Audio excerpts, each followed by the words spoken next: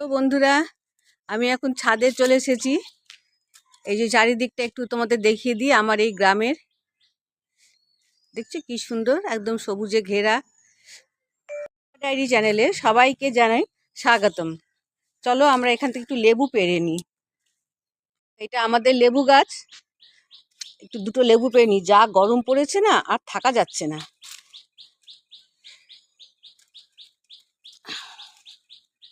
দেখো দুটো লেবু আমি পেড়ে নিয়েছি।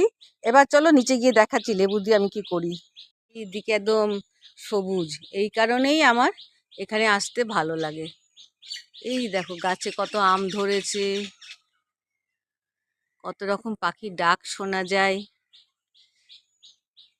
দেখো যতটা পারছি দেখাচ্ছি। দেখেছো কি সুন্দর বাগান, প্রচুর ফুল ফোটে, প্রচুর। দেখো চলো নিচে যাই। বন্ধুরা, আমার রান্নাঘর থেকে কি সুন্দর গাছ, পাখি। ওই দেখো বাবুই পাখি ঘুরছে, অনেক রকম পাখি এখানে ঘুরছে, কাঠবিড়ালিও ঘুরে বেড়ায়। কি করছি, এখানে আমি গ্লাসের মধ্যে নুন আর লেবু নিয়ে নিয়েছি, দুটো গ্লাসে।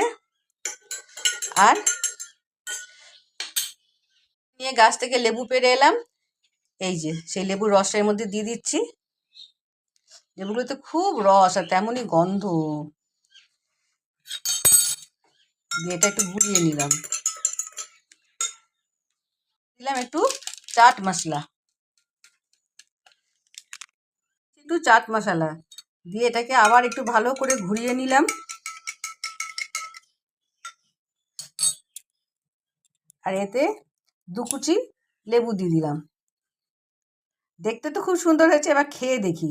জানলা দিয়ে ফুরফুরে হাওয়া, তার সঙ্গে এরকম এক গ্লাস শরবত। আহ, মন প্রাণ জুড়িয়ে গেল, পুরো ঠান্ডা হয়ে গেল।